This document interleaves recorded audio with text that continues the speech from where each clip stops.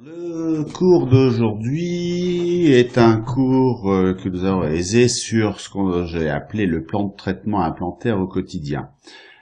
Alors, le principe étant d'établir et de comprendre comment on va mettre en œuvre un plan de traitement implantaire quotidiennement dans un cabinet dentaire, sachant que nous avons un traitement, on va dire implantoprothétique, qui va être soit tout implantoprothétique, soit mixte, et il faut bien comprendre comment s'établira cette mise en œuvre d'une façon stricte et rigoureuse. Ici, vous avez quelques images, comment passer de cet édentement. Donc, vous avez ici un édentement, une maquette avec un projet prothétique, un guide.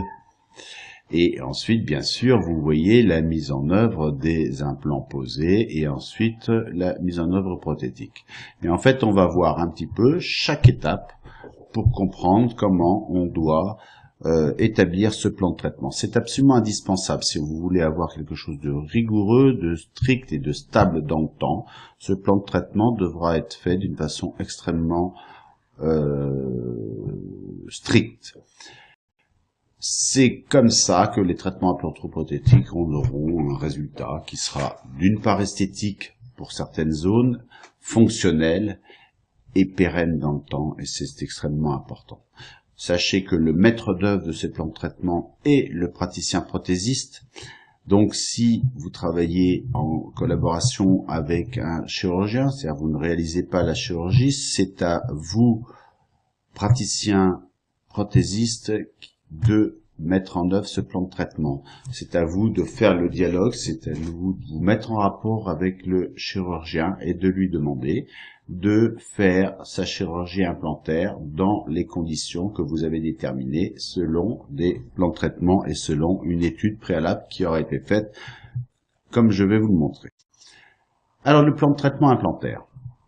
Plan de traitement implantaire, premièrement, première consultation. Alors la première consultation, c'est pas une consultation, c'est plusieurs séances. Vous l'avez déjà vu certainement dans un autre cours plus strict d'un point de vue médico-légal, mais on va résumer. On va être assez succinct. Dans cette première consultation, vous allez avoir bien sûr l'étude de la demande du patient. Il faut bien comprendre ce que veut le patient, il faut écouter. Le patient vient vous voir, il a un édentement, il veut le remplacement de sa dent. En général, le patient ne réclame jamais un implant. Il réclame le remplacement d'une dent. Il réclame une prothèse. Il ne réclamera rarement un implant. Encore que, on peut considérer qu'un traitement implantoprothétique est un traitement purement prothétique.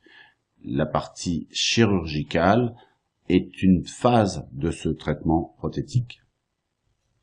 Donc, on va bien étudier bien sûr la motivation du patient, ça c'est très important.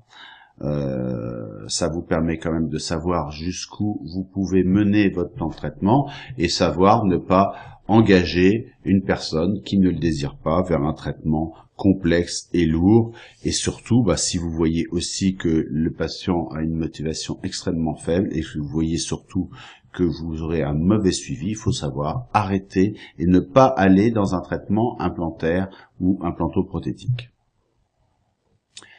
Bien sûr, un interrogatoire, savoir les antécédents médicaux, c'est extrêmement important. L'interrogatoire, ça vous permet de savoir qu'est-ce qui s'est passé, ou pourquoi il y a eu un édentement. Souvent il y a un édentement, donc qu'est-ce qui s'est passé cet édentement? C'est un édentement qui est lié à une fracture d'une dent, qui est lié à un problème carrier, à une infection, l'anamnèse, il y a combien de temps? Tout ça c'est important, bien entendu.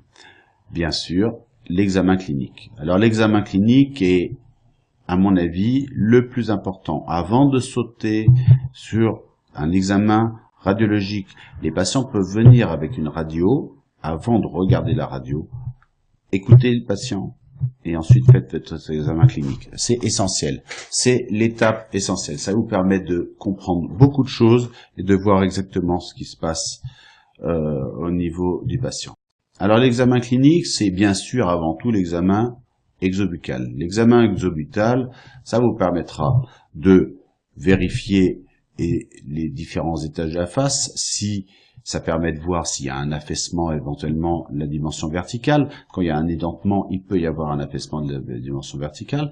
Ça vous permet aussi de voir la musculature du patient, c'est très important.